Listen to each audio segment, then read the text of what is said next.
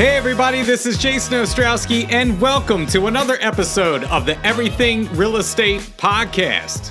My guest today is no stranger to this podcast. He is the CEO of BHHS Fox Roach Realtors and the Trident Group. Of course, I am talking about Larry Flick. Larry joins us every year to bring his unique perspective as CEO of one of the most consistent, top-performing brokerages in the entire country. Today, we'll look back at how the first half of the year has played out and what surprised Larry about the market so far, and we'll also take a look forward at what's ahead for the second half of 2025. Last but not least, we'll touch upon interest rates, some good news about new trainings available at Fox & Roach, as well as potential updates coming to our ACE platform, and Larry's thoughts on some big changes to the senior leadership at BHHS. Larry and I are going to cover a lot of ground in this episode, so let's take a deep dive into 2025 with my special guest this week, Larry Flick.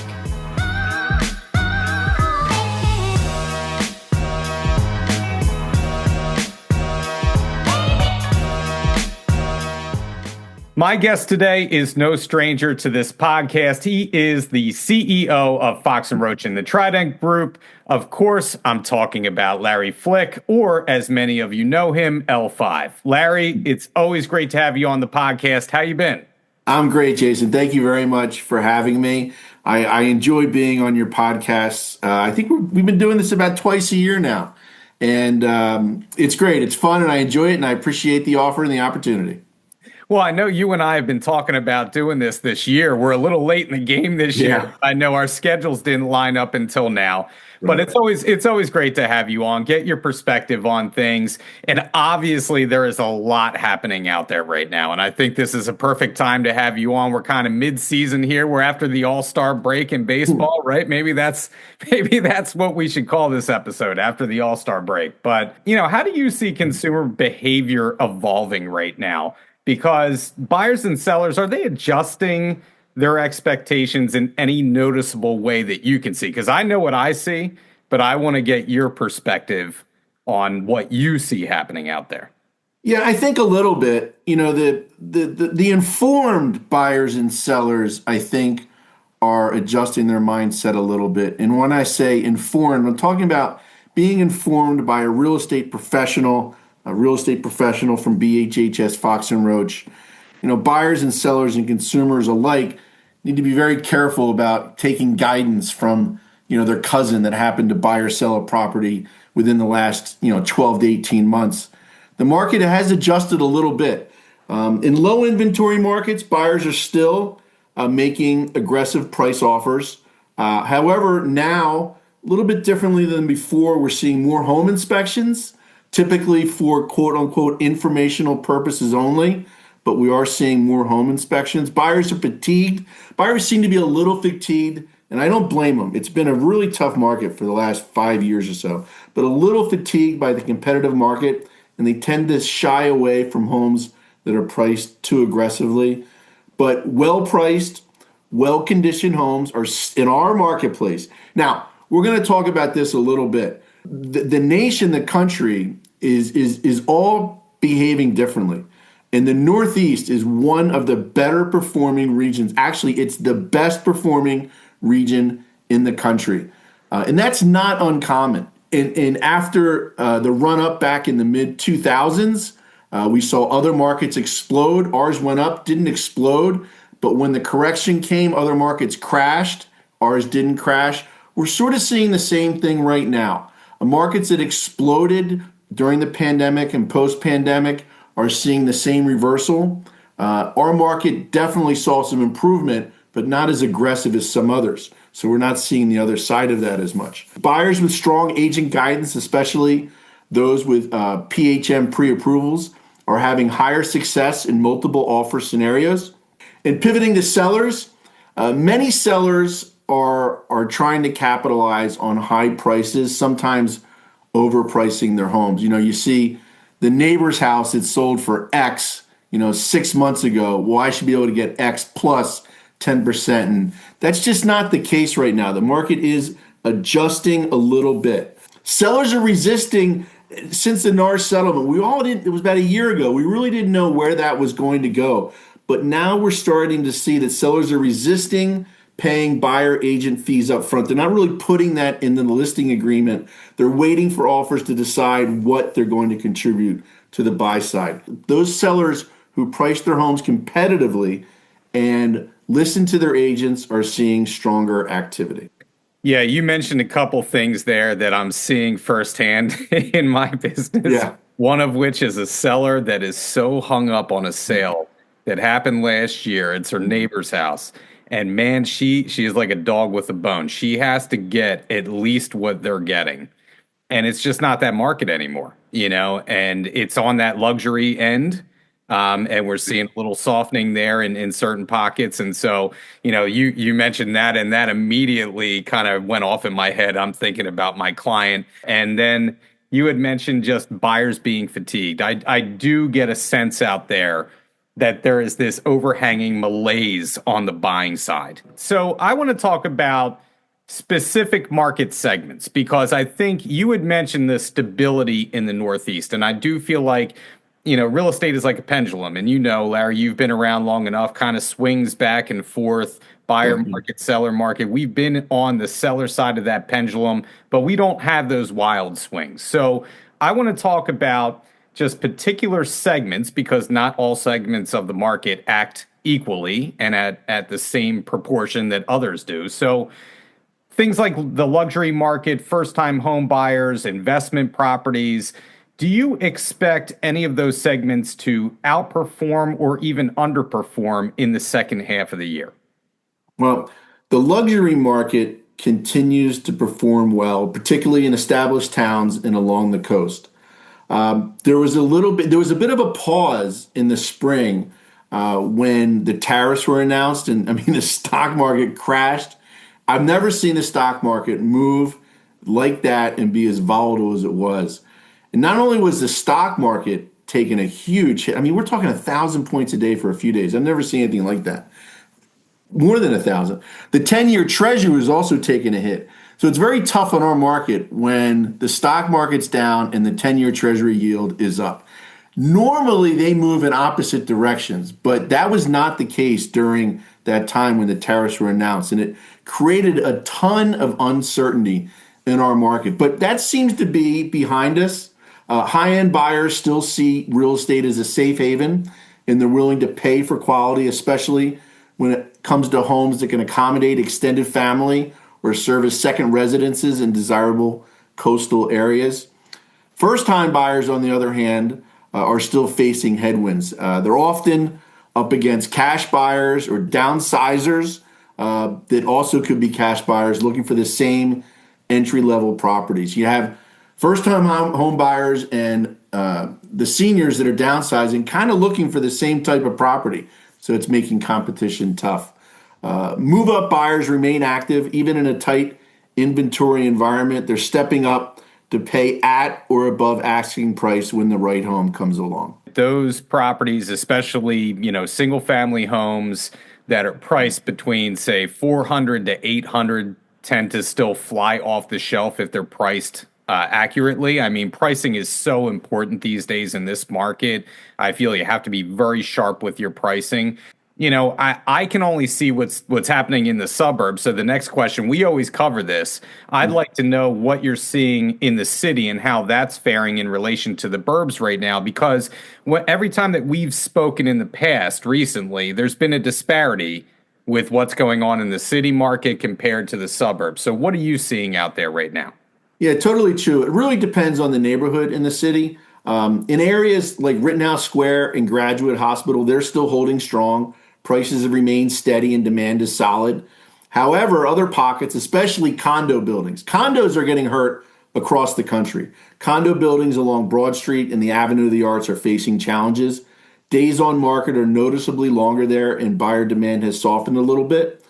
We're also seeing some city residents choose to relocate to the suburbs, often to be closer to family, or they have some concerns about the current state of urban living. Whether it's perceived or reality, there's some concerns that exist there. The suburbs continue to draw interest from multiple segments: downsizers, families, and those looking for a bit more space or stability. For many, the suburbs seem to be seen as a more desirable or secure choice in our current market. And that may be, some lingering hangover from the pandemic still. During the pandemic, as we all know, we saw a huge exodus from the city to the suburbs.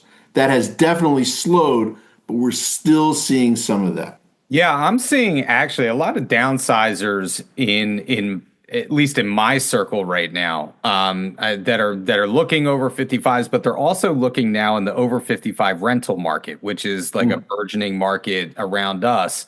I've had a few clients that have actually chose to rent recently in the over 55 segment, which I find interesting. So that kind of throw that into the mix of the downsizers and the people that are looking to get out of their forever home to downsize. It's an interesting option when you have a lot of competition out there in that downsizing space. So how do you think agents should be adjusting their strategies in response to where the market is headed in quarter number 3 and quarter number 4? Do we need to shift our focus at all in your mind? For the last couple of years, we've been waiting for interest rates to drop. And it just doesn't seem to be happening. And I'm not sure it's going to happen anytime soon. I mean, the 3s and 4s, their history. If we could get back into the 5s, that would be great. Agents need to embrace the current market as the new normal. So what are we talking about? Lower inventory in our marketplace is going to continue. Now it's grown. Inventory in our market is up about 25%. It has grown, but we're still not at 2019 levels. Interest rates, the new norm again, low inventory, interest rates where they are, plus or minus an eighth or a quarter. I watch the 10-year Treasury on a often daily basis throughout the day, and it just doesn't seem to move no matter what happens.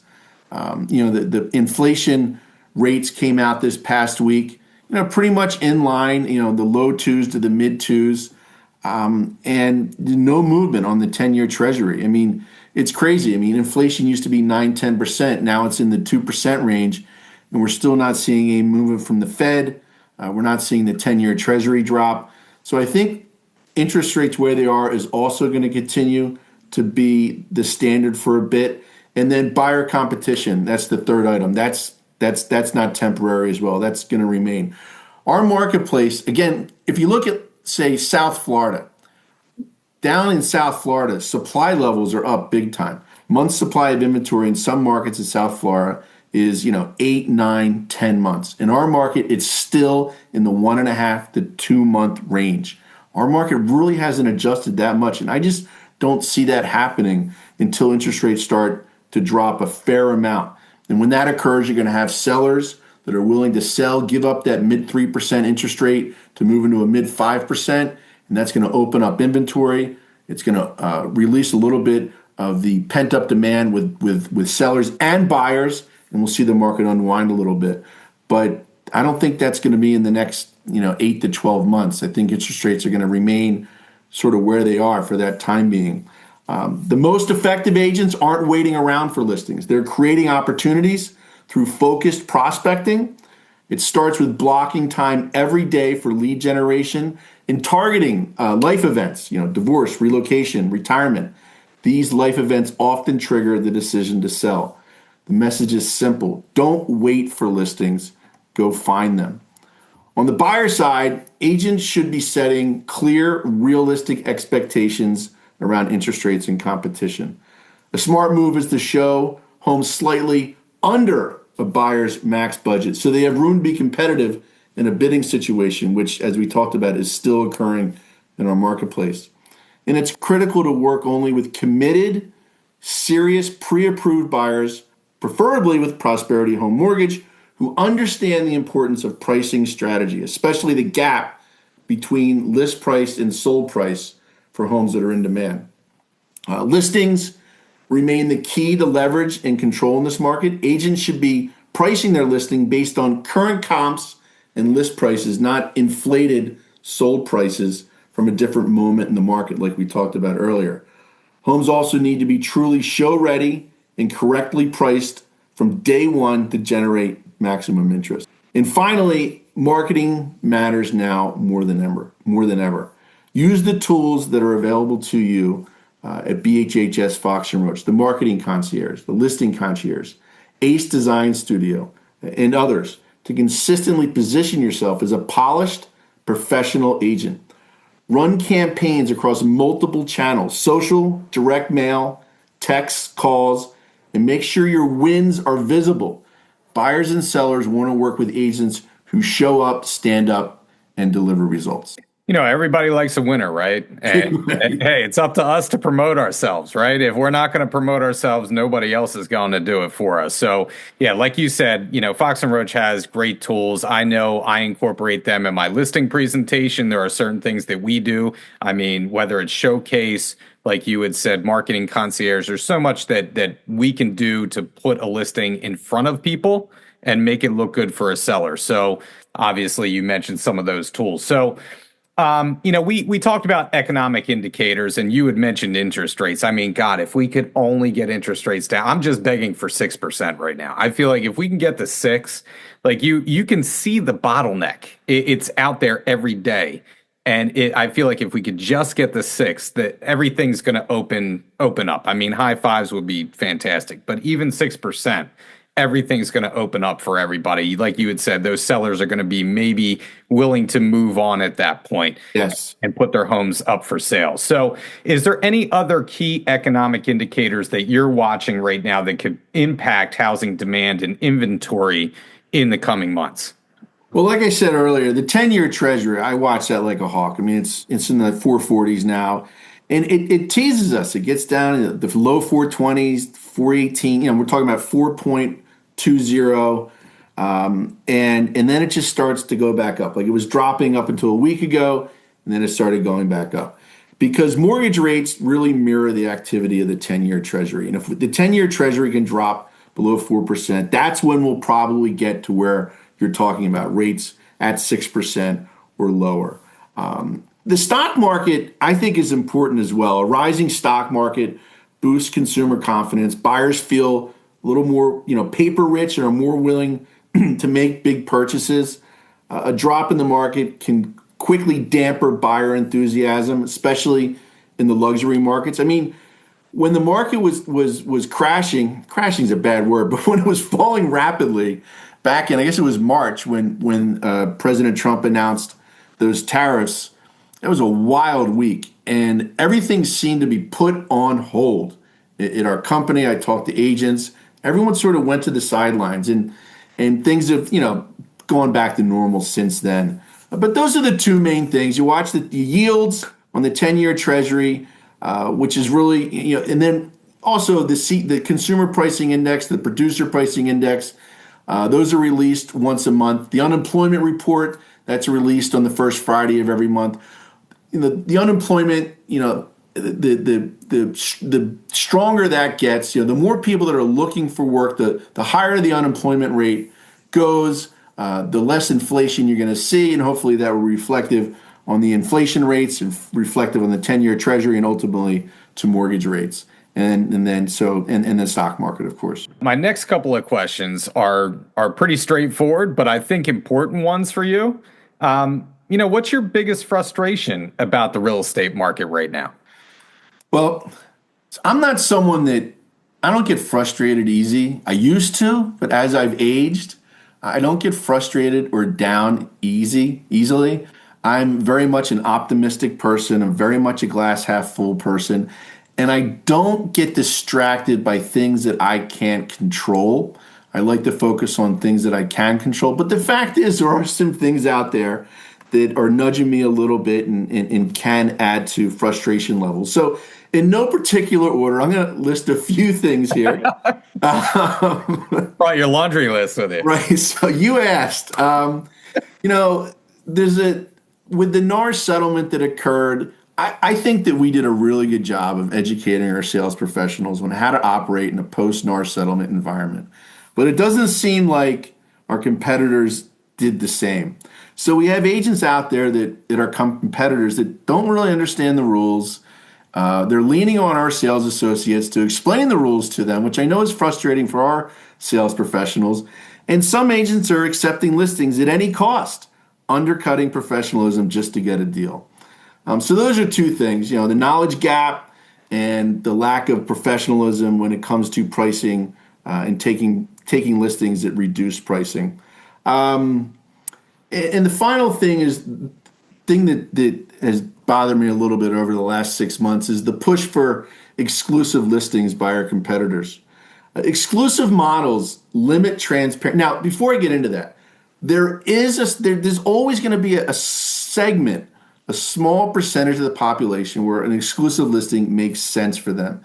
Maybe they're sick, they're ill, they may be elderly, but for the most part, the more people that you expose your listing to, the higher the price you're going to get for that listing. Exclusive models limit transparency and reduce consumer choice.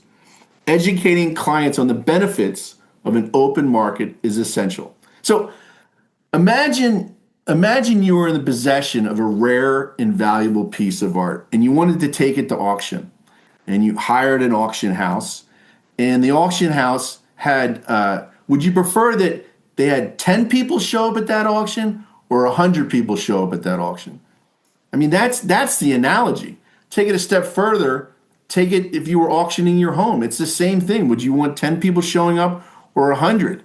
It just makes more sense to open up your listing to the marketplace. And quite frankly, I don't understand the stance that some of our competitors have about pushing the need and the desire to keep these listings quiet. It just doesn't make any sense to me. But I think agents need to step up, stay informed, and speak out, especially in light of recent NAR changes and market disruptors. A couple of those frustrations are shared with me, obviously. It's an eye-opening experience when you start to get offers on listings. And with the rule changes, I find it odd, number one, that very rarely, and I hear other agents say the same thing, very rarely do we get contacted about buyer broker commissions. Agents just show the property. Don't ask. That's fine. They could do that. The other thing is that I find odd is that a lot of people are just putting the commissions in the contracts now, which is fine, again. But I think it just speaks to, like you said, the disparate knowledge, I guess, of maybe one brokerage compared to another, just not being educated enough. We're not all on the same page a lot of times, which is very frustrating. And to speak about your, the private listings, I mean, I just, again, I don't want to get off on a tangent about this thing, but I think it's very disingenuous to act like that's the best solution 99% of the time when it's just not. Like you said, your analogy was very apt of, you have a priceless piece of art. Of course, you want to expose it to the masses as much as humanly possible. Oh, and by the way, that's a good way to get yourself in trouble down the line. There's just no doubt about it. I mean, a seller that when they see what's going on and their eyes open up to what could have been, I just feel like that is just a lawsuit waiting to happen, in my humble opinion. Again, not going to get off all my soapbox about this, but I do think, and I'm sure, Larry, you agree with me, I just think it's just bad business. I do agree. I mean, imagine you're a seller on Main Street, you're 123 Main Street, and you sell your house and you go down the exclusive route and you get $800,000 for it, and then a month later, someone else at 456 Main Street lists their house, very similar property, and they open it up to the market and they get $925,000 for it. I mean, these are real world examples. Yes, I do think you're looking at a potential class action lawsuit with, sellers that feel like they may have gotten shorted. And then from the buyer's side, how about the buyers that missed out on properties that were sold through an exclusive route?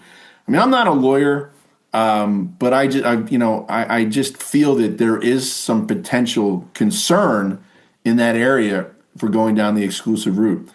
But before you even get to that, it just makes sense if we're going to represent our sellers properly in order to get them the best price for their probably most valuable asset that they own, it's to open it up to the open market, open it up to the most people as possible that are in the market to purchase an asset that you're looking to sell. For sure. Absolutely. 100%. So what's your biggest reason? Now I'm going to flip the script here. What's your biggest reason for optimism heading into the second half of the year? A few things. Our commitment to our agents' growth at BHHS Fox and Roach. There's a company-wide push to help agents earn what they're worth on both the listing and the buyer sides. We just launched, we had our Ignite Your Value series over the last year or so. We just launched our updated version of that.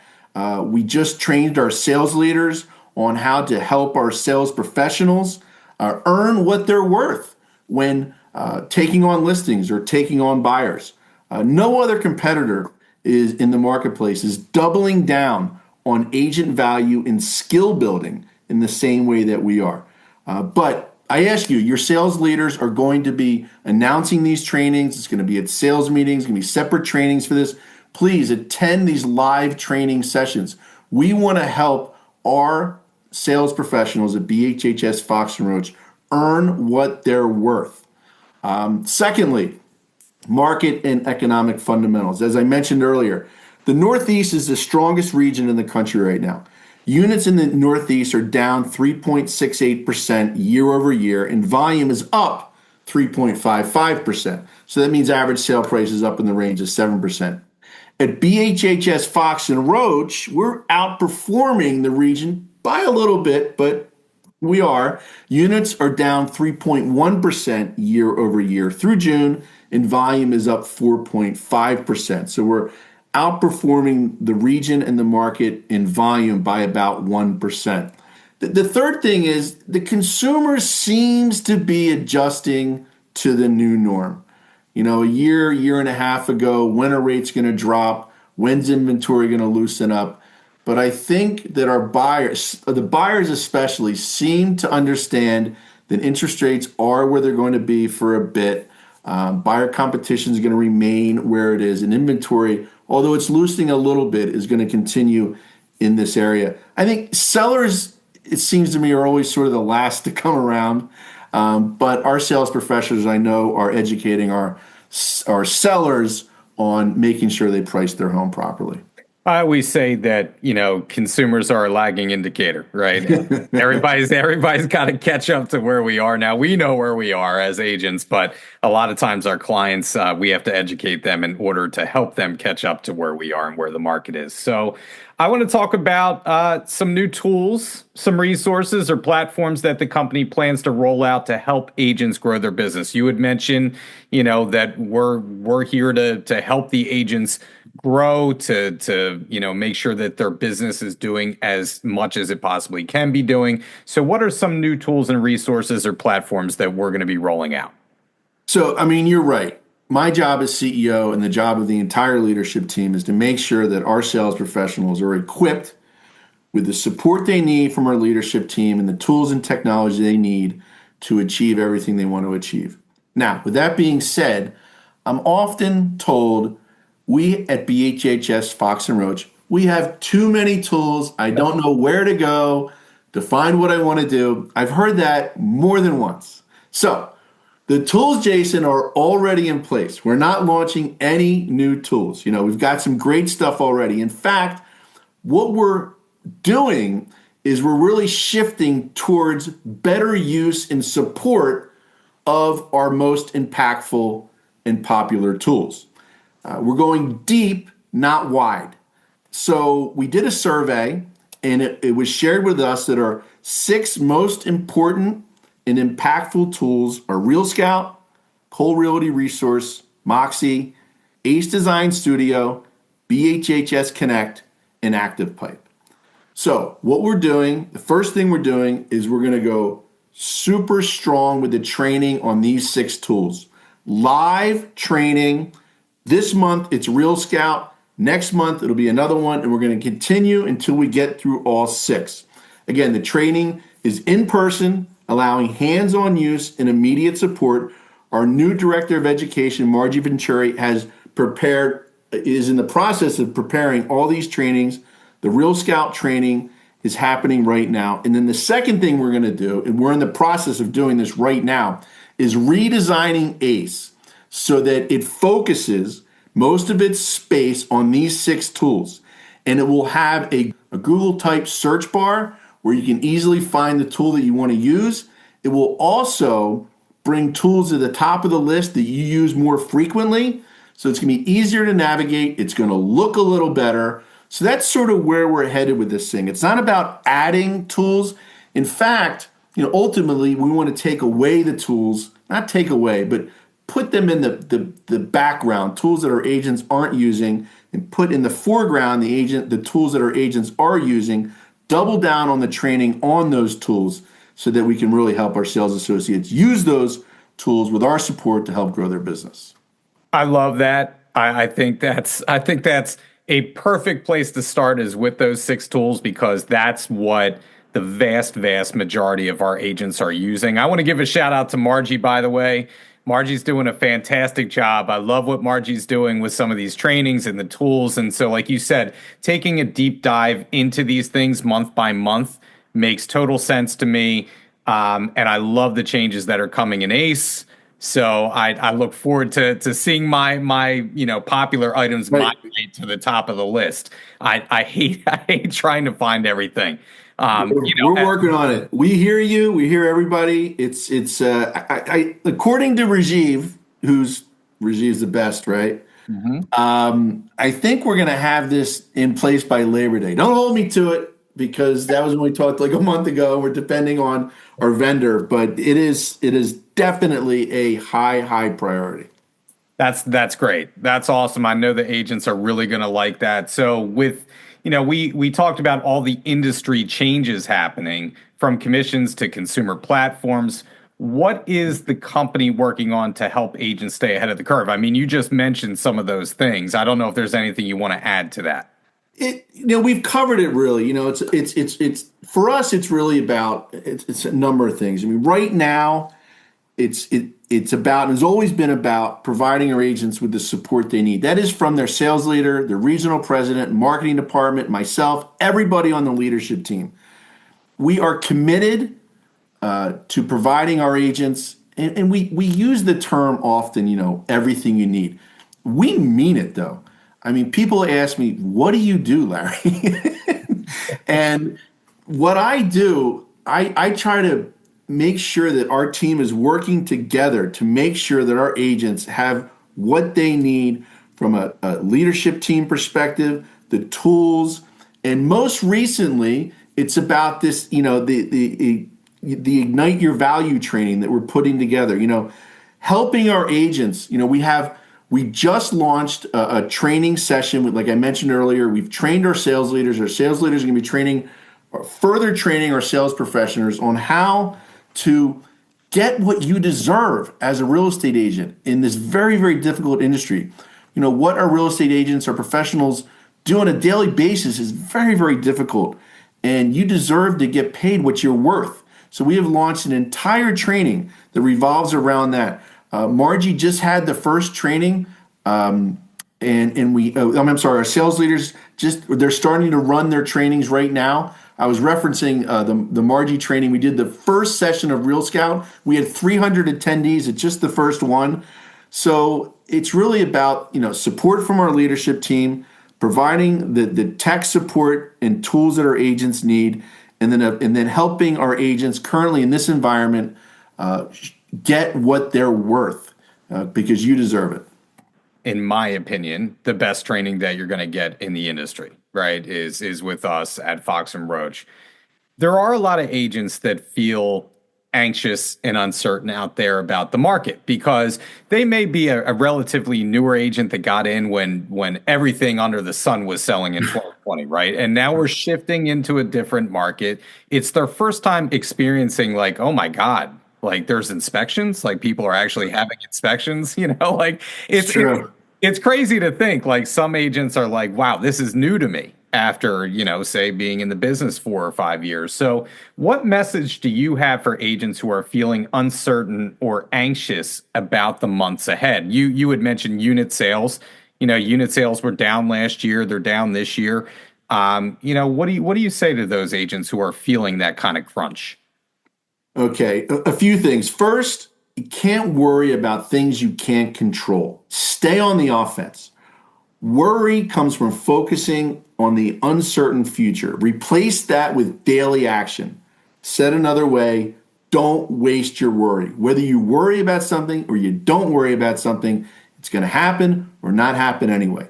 So don't waste your energy on that. Focus on daily action. Set short-term goals like 45 to 60 days and go all in to hit them. Focus on being an invaluable local expert in your marketplace. Second, control the inventory. The market rewards agents who consistently prospect and generate inventory. Listing control equals market control. Be relentless in seeking out opportunities. Build habits one tool at a time. You can't tackle everything at once. Don't get overwhelmed by tech. Pick one tool. So this month it should be Real Scout. Attend our trainings and commit to using it daily for 30 days. This focused repetition turns tools into habits and then turns habits into results. Control what you can. Focus on activity volume, activity that creates volume. Prospecting, calls, appointments, and follow-ups. More activity will equal more closings. It's a simple but powerful equation. And finally, stand out with professionalism. Dive deep into the tools and training that actually move the needle. Be informed, articulate, and optimistic. This is very important. Represent the industry at its best. Be the agent who brings energy, confidence, and knowledge into every conversation. I always say you want to be a shining light in what we do, right? You want to raise and elevate the professionalism in our industry. That's why I am where I am. In terms of brokerage, I believe Fox and Roach, we have the best professionals in the business, and we should always be looking to strive and make ourselves better every day in what we do. So I wanted to, as we get closer to the end of the podcast, I wanted to ask you, since I have you, about our new leadership at Berkshire Hathaway, specifically Vince Lisi and Chris Kelly. I think it's safe to say that, Vince is probably the most uniquely dressed person. If you've ever been to our conventions, you know exactly who Vince is. But Chris Kelly carries a lot of weight with him, and he's making some really good changes. And I just wanted to ask you about what you've seen personally since the two of them have been elevated, and what's your personal take on what they bring to the table? Okay, so just so we're clear, Chris Kelly is the new CEO of HomeServices of America. Mm-hmm. So that's the 35 real estate companies and its financial services components, and it's also the franchise. And Vince Lisi has become president of the franchise, the brand. Chris is the boss. Chris Kelly is one of the smartest, if not the smartest person I've ever met in my life. His mind moves faster than I've ever seen. He makes quick decisions, informed decisions. His decisions make sense. At the end, he's a good person. Since he's taken over, I've seen drastic change for the positive at our company. His goals are he wants everyone, all 35 companies that really right now work very much independently of each other. And it's not an efficient way to run an organization. And it's hard to compete against some of the national companies with 35 companies operating independently. He wants us to start working better together.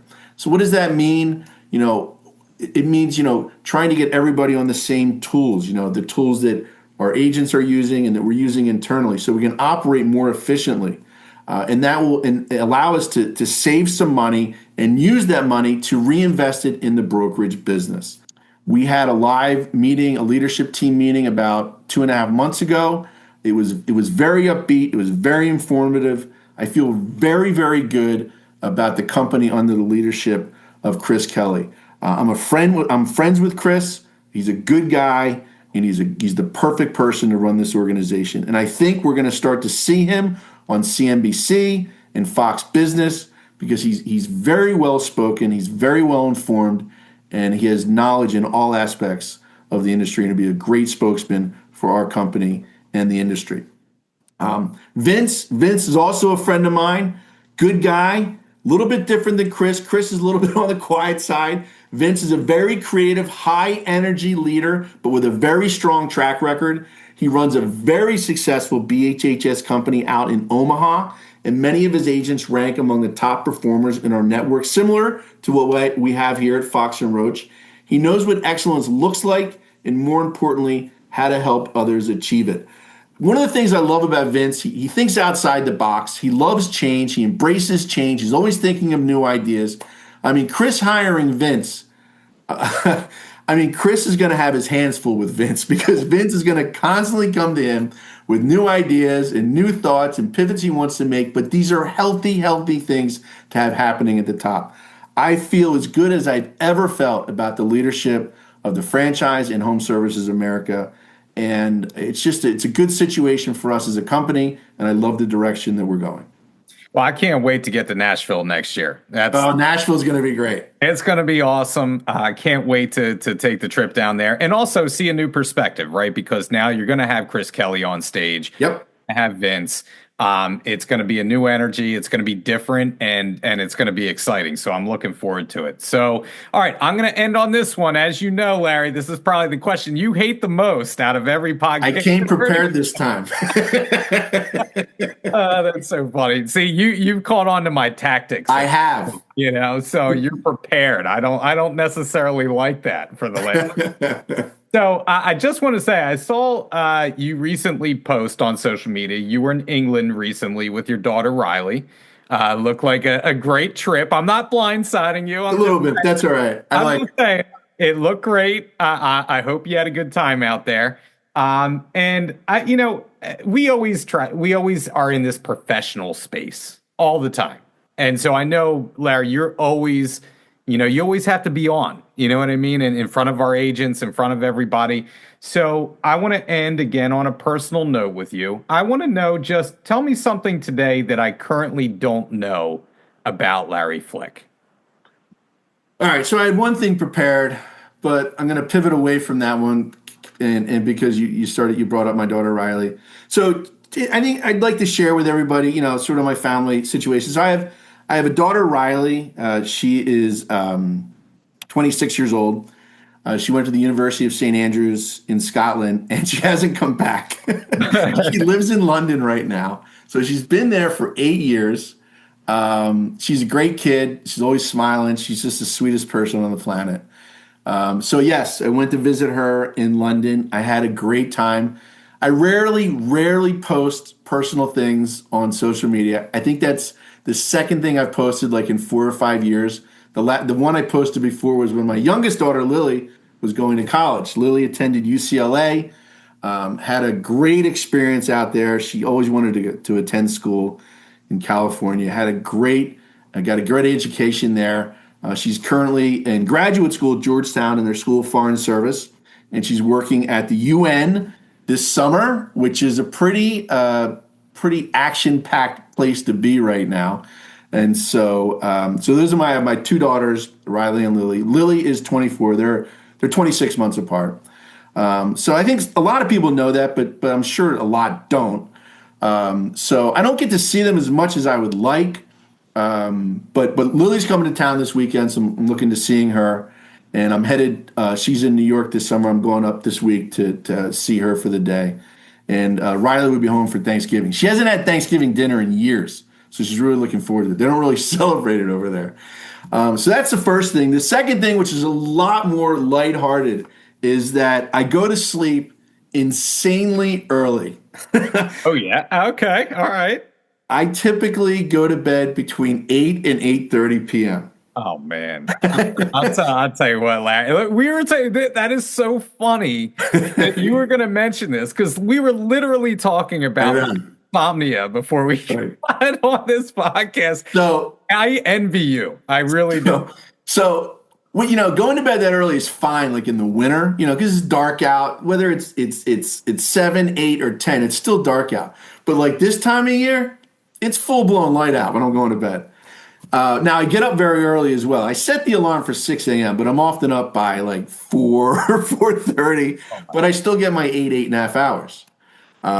I embrace the mornings. I love the morning. I like to get outside, work out. Sometimes I'll go to the driving range like at 6:30 or 7 in the morning when no one's there. And I like to start the day outside because it's very quiet and very peaceful. So I go to bed very early and I get up very early. Well, I'll tell you, I can, as a golfer, and I know you're a golfer, I can see the beauty in getting up early, heading out to the course, maybe like around dawnish and being out there with a bucket of balls. And it's fantastic. Just your moment is zen. Yeah. From every other standpoint that you just mentioned, that is just my absolute nightmare. I can't. And I will tell you, I have friends, one in particular that's an agent in our Bluebell office. I want to give a shout out to Monica Mabin. Monica gets up super early in the morning. We are complete opposites in terms of, I'm a night owl. I hate getting up early. Oh, that's funny. Sometimes if I have a meeting at like 9 o'clock, I am miserable. Oh boy. I am just not, I'm not that guy. For whatever reason, I'm a night owl. I do better at night. Usually you're one or the other, right? Right. It just happens business wise. Everything happens early in the morning, which is just frustrating, So especially Larry, when we go to Penn's Landing Catering and we'd have to be there at 9 o'clock and we'd have to fight traffic all the way down to be there for breakfast at 8:30. Yeah. I mean, because I start to fade, in the afternoon, like around 3. Yeah. So it's very rare that we as a leadership team have meetings past 2 o'clock in the afternoon. We get our meetings done in the morning. I just think that's better anyway. People are fresher. They're thinking more clearly. So. Well, I told you before we started, I'm not waking up until like noon right now in my head because I'm on medication. But anyway, that's neither here nor there. As always, I want to thank you for coming on the podcast. Great information as always. Looking forward to our next time together. We'll probably, like you said, we'll probably be doing this twice a year. Sounds good. So maybe our next one will be around the turn of 2026 already. So. Right, I know. Crazy. So thank you, Larry. I always appreciate you joining us. And, I don't want to keep you until 2 o'clock, you So thanks a lot for your time. Thanks, Jason. That was the conversation with Larry Flick this week. I know we went a little long with the podcast, so I'll make this short. But really, the takeaway that I have in talking with Larry is just keep doing what you're doing. Make sure that you keep marketing yourself. Make sure that you keep putting yourself out there. Put yourself in a position to succeed. Because in this market, you're going to have to work a little harder. You're going to have to work a little smarter to gain business. Unit sales have been down a little bit. So what are you going to do today that's going to help your business 2, 3, 4 months from now, gain those listings, gain those clients, and control the market like Larry said?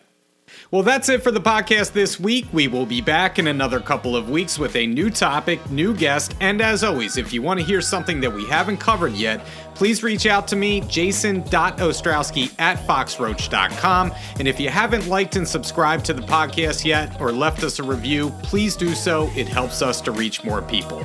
Once again, this is Jason Ostrowski saying stay safe out there, stay selling, and we'll catch you on the next episode of the Everything Real Estate Podcast.